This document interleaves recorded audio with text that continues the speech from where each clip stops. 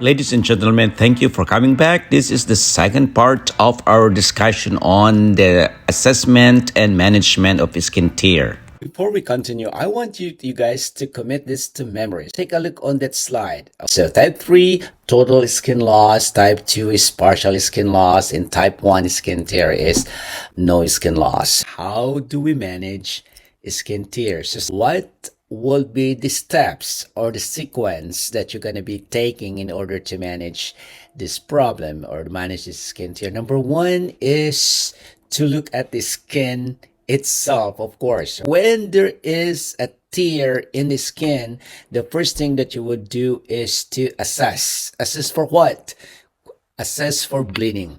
If there is bleeding, that is a priority. You need to control bleeding. So if you've been following my blogs before, I have a separate video about how to manage simple bleeding at work. When patient comes to you with a bleeding skin, a lot of things that you can do. You get a pressure, you get a gauze, put a pressure on it, let's say for 3 to 5 minutes. Make sure that you don't take it right away because your goal is to form the platelet plug. If that didn't work, you can reach for any dressing that has hemostatic properties, such as your calcium alginate. It's my favorite. Just get a calcium alginate. You're gonna put it on the bleeder and let stay for 3 to 5 minutes. Now, if that didn't work, reach for a silver nitrate. And it's still bleeding, especially if it's spurting blood. And it is very uncommon, but it all depends on the location of the skin tears. Especially the older population, sometimes it's really amazed me that this older population, they have a different type of body. Their anatomy, their physiology has changed, especially if you have a skin tear that's very close to a superficial blood vessels. Say, for example, on the brachium, on the radial part of the ulnar part of the wrist where you have radial arteries. I had a patient before. As soon as I removed the dressing, it just spurt just like it actually went straight to my face, and I was surprised, and I couldn't actually visualize. I had to remove my eyeglasses and wipe it right away, and then again I put pressure using a gauze and I just place it and hold it like this for 3 to 5 minutes. And when I check after 5 minutes, still spurting, and I was worried. Anyway, after you control the bleeding, what would you do to the skin? Next one is you have to clean. According to studies, the use of normal saline is just enough. However, if you have to use a cleansing agent, you have to be very careful. It has to be non-cytotoxic to the living cells. And there's a lot of controversies about antimicrobial cleansers. It's up to you if you want to use this, you use that. But in my practice, if the patient has increased risk of infection, we use hypochlorous acid or normal saline. The injured skin. After cleaning, you now need to approximate the wound edges. Earlier, we were talking about the classification system. So you clean, you're gonna try to approximate the wound edges. If you're able to realign and reassemble the skin flap and cover the whole skin, you're lucky, because all you need to do is make sure that the margins would reepithelialize, and happens really fast, and you're going to close that wound very fast. And that is category or type 1, 2, or 3. It's going to be type 1. If you realign and there's still a gap and there's a partial loss of the skin, is it type 1, type 2, or type 3? That is type 2. Remember that, ladies and gentlemen, because your management differs from type 1, type 2, or type 3. So let's continue. After you try to realign and preserve whatever you can preserve it right there, and there's a total loss of the skin. Unfortunately, that's what we call type 1, type 2, or type 3.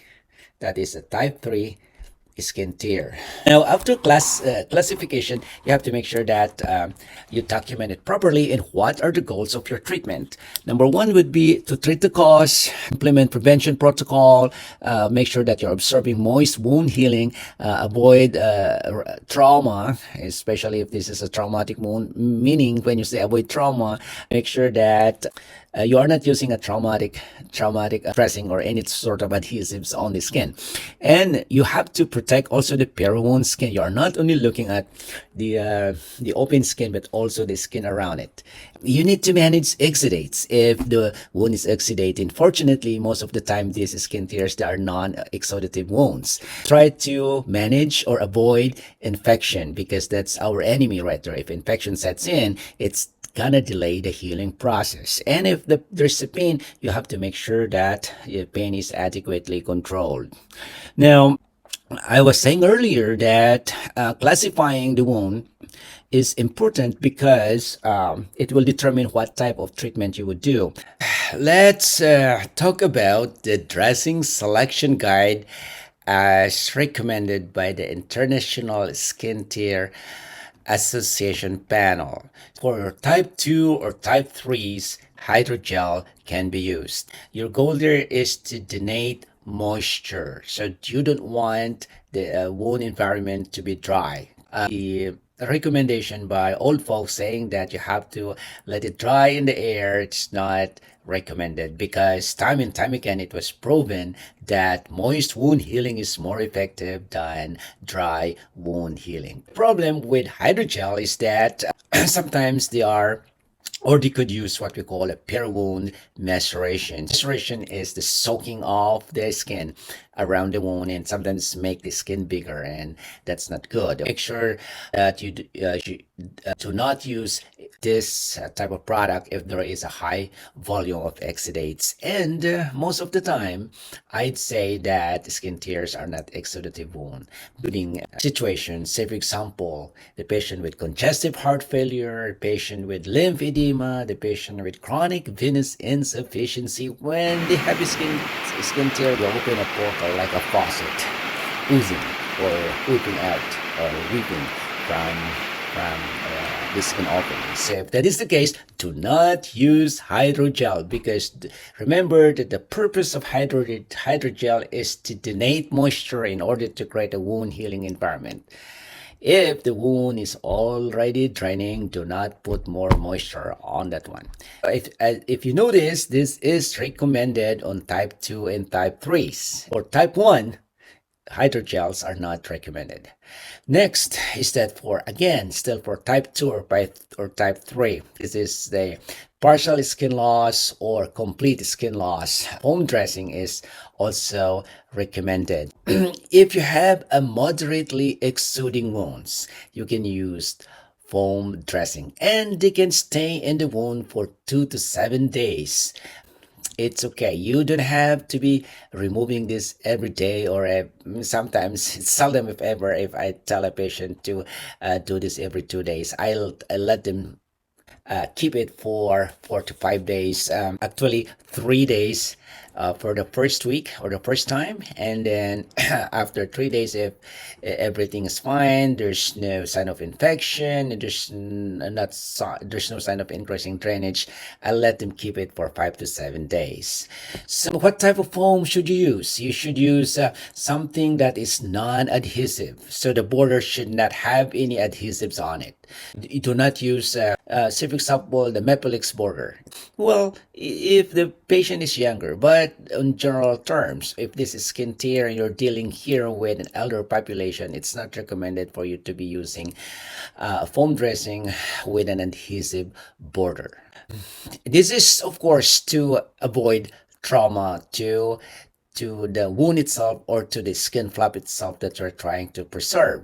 If this is type 2. Now, for all types, type 1, type 2, and type 3, you can use a non-adherent mesh. What are these non-adherent mesh? You have the Curity products. You have, let's see, you have Adaptic. Let's see, how about Seroform? This can be used if you're dealing here with a dry skin tear or on the extreme, which is an um, exudative wounds. The goal of this, ladies and gentlemen, is for a traumatic removal. So, for example, if this is a dry wound, use a mesh that has petrolatum on it because it donates moisture. It keeps that environment moist. And if this is an exudating wound, what I would do is I'll place this directly on top of the skin tier, and then I put something that absorbent dressing on top of it. And the purpose of using this contact layer, non-adherent mesh or non-adherent contact layer on any type of skin tier is to allow non-traumatic removal of the dressing during dressing change. Now, for type 1, which is no skin loss, you're able to approximate the whole skin and it's intact right there. It's recommended you can use the skin glue to approximate wound edges. If this happens within the first 24-hour post injury. Say, for example, a patient comes to your clinic and you are dealing here with type 1 skin tear, and you're going to ask the patient, when did this happen? And tell you that was 8 hours ago. Then you can use something to approximate the wound edges or the wound margin, and it's recommended to use skin glue. Do I see here something like stir strip? I don't see it here. So do not use stir strip because it's no longer the standards in approximating a wound. We'll talk more about that later. Anyway, well, before we leave that topic, let me tell you that I see a lot of infected skin tear, and the first thing that I notice and the first thing that I remove is the what? This tear strip, because these people goes to the ED or goes to the urgent care, and with the goodness of their heart, people at the ED or the urgent care put this tear strip, and then number one, they forget to tell the patient to how to go and see a wound person or go to the wound clinic right away, or this patient were advised to go to the wound clinic but they don't show up until they get infection. And what is the causative factor for the infection? I can tell you it is the steri strip. I see that in my bare eye every now and then. Like what I said, it's no longer the standard for treating skin tear. Why is this still happening in our current words? That's the reason why we're talking about this, and we're looking at the evidence and everything like that. Find out what is past and what is the present and where we're going from here. Anyway, let's continue. For states or for type 1, type 2, or type 3 skin tears, you can use acrylic dressings like the Tegaderm acrylic. This is for mild to moderate exudative wound without bleeding. This can be placed in extended period of time, but you need to be careful during removal. You have to use an adhesive removal spray or any types of adhesive removal. Anyway, how about the use of calcium alginate? Can we use this in skin tear? The answer is yes. Which type? It's either type 1, type 2, or type 3.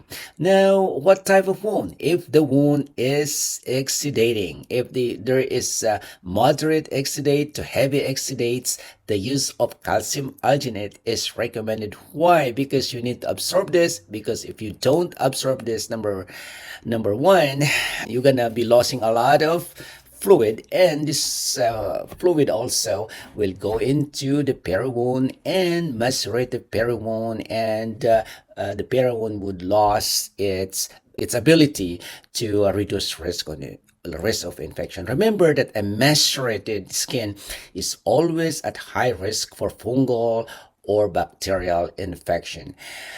Other function of calcium alginates, ladies and gentlemen, is that, remember, skin tear, we're dealing here with bleeding at some point or at some time. They have what we call the hemostatic property. They have the ability to help stop bleeding. The thing that I want you to remember about calcium alginate with regards to skin tear is it may dry out the wound bed.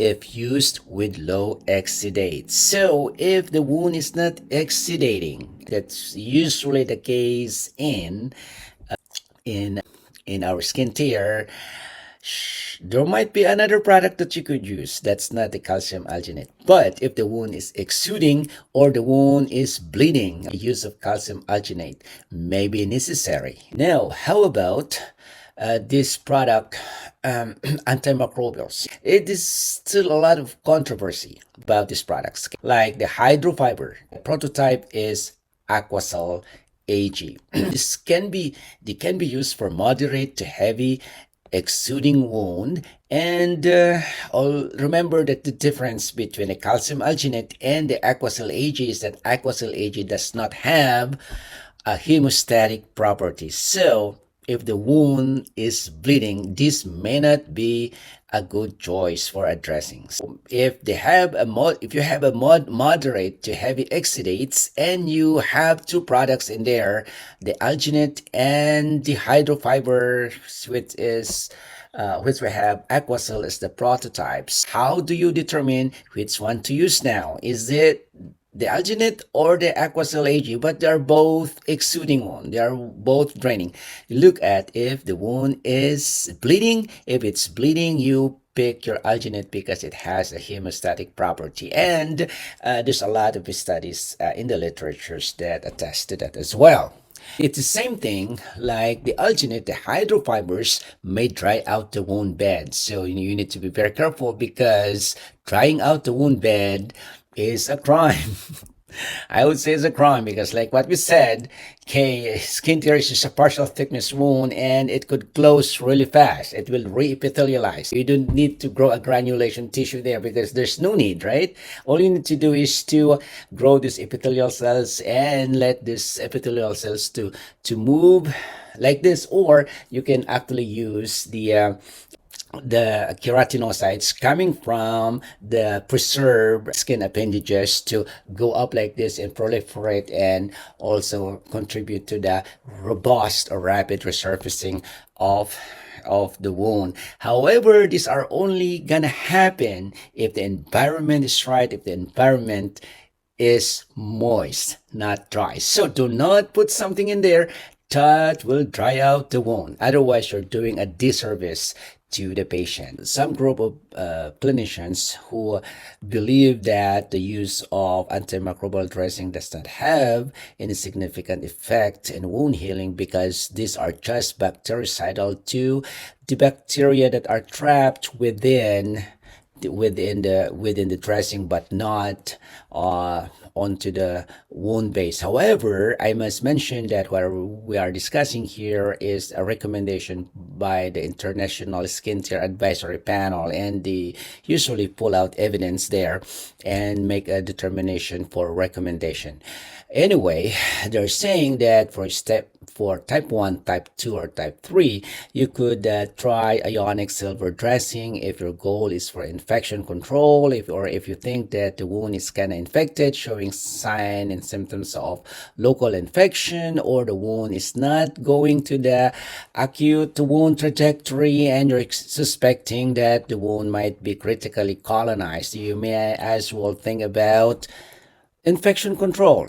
It has been documented, or it has been believed, that ionic silver dressing has a broad spectrum antimicrobial property, but they should not be used indefinitely. I'd say I'll try it. I'll do a trial of 2 weeks and reassess. If the wound is improving, then I should continue using it. But there's no improvement, there's no use. And you can also use this product for a deep or local sign of infection is obvious or suspected or even confirmed. If you have to use this, you make sure that you have to use a non-adherent product.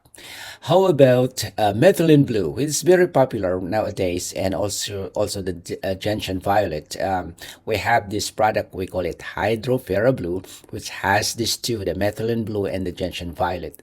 I use this once in a while, but I'm not a fan of it. They're believed to have a broad spectrum antibiotic property, including those resistant organisms as well. And you can use them for type 1, type 2, and type 3. And the good thing about this product is they are non-traumatic to wound. And if you suspect a local or deep infection, or you have a confirmed infection, these are the products that you could use. Let me talk about the products not recommended. Not recommended by the International Skin Tear Advisory Panel. The iodine-based dressings are no longer recommended, are not recommended, say like the betadine or the iodosorb. This is for who are talking here about dry wounds, because it's just gonna dry out the wound base or the wound itself. What else are not recommended? How about films? How about hydrocolloids? I know when I 20 years ago, when I started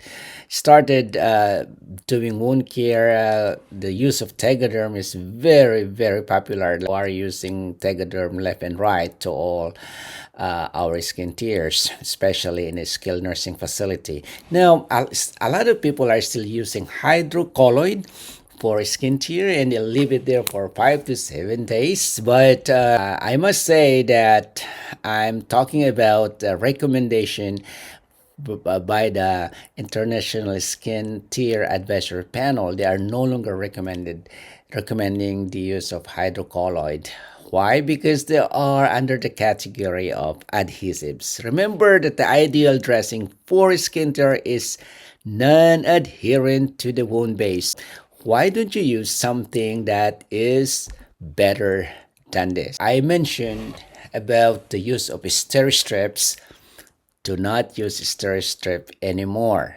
You can use skin glue if you have to. Okay? Anyway, the use of gauze should never be used and should have never been there at all. The question is, why is it that the wet to dry is still being ordered and it's still inexistent right now? But I can tell you the reason why it's still inexistent is because we're allowing it. We're allowing it to happen. We're allowing it to exist. The Sabiston book of surgery and Swartz book of surgery and medicine, they have they mention about the wet to dry. That's the reason why a lot of doctors, especially the surgeons, are still, especially the older ones, they're still writing this order. And the reason why it's still inexistent because we're allowing it, like what I said. The word wet to dry means you have to wet the gauze, you put the gauze on the skin. After that, it dries, and then you're gonna pull it like this. But what we're doing is that we're doing the first step, but when we remove it, what do we do? You get a normal saline, you moisten, and then you're gonna remove it because you don't want the patient to scream because of pain, right? However, it does not matter. You still pull the good tissues out of that gauze along with the gauze. In my opinion, if everybody follows what is the real wet to dry is, you have to wet it and then let it dry and pull it out, people would scream, and that order will vanish. Anyway, these are the products that's no longer recommended. The use of Tegaderm, the use of Steri-Strip, the use of betadine, the use of iodosorb, and of course, the use of wet to dry dressing. In this slide here, you see a study comparing the outcome of using skin glue with this prototype is your cyanoacrylate liquid skin protectant versus the use of a Steri-Strip.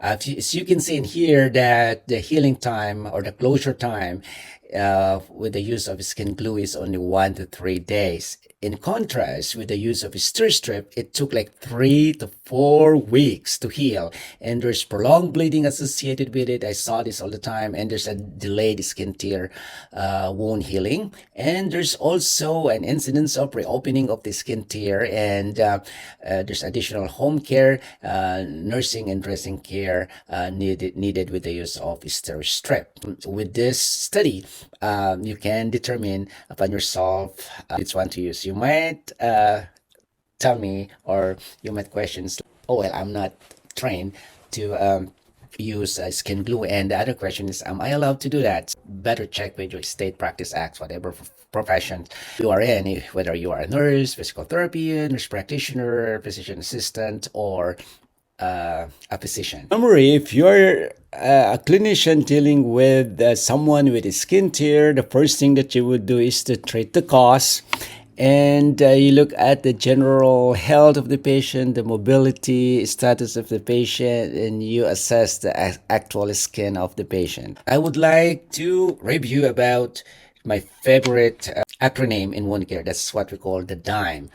DIME.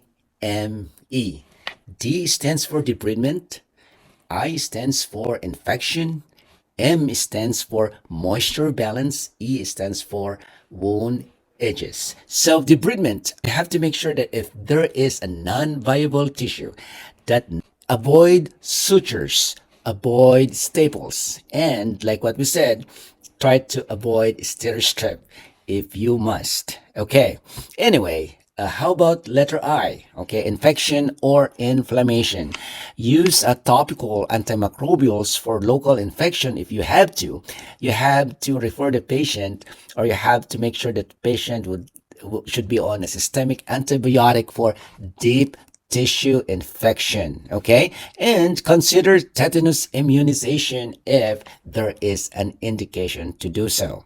The next letter there is letter M. Make sure that you are providing a moisture balance. Okay, the pheromone should be protected from maceration. You should use a skin protectant or barriers.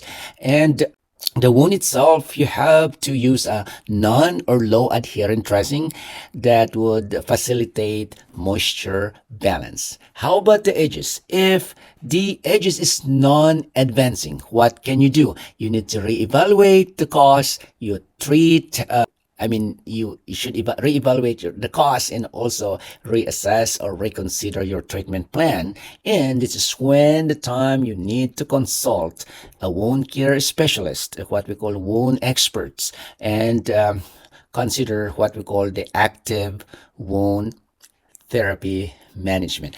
Ladies and gentlemen, I hope that you learned something today. If you did, please do not forget to like, share, and subscribe, because this will help this channel grow.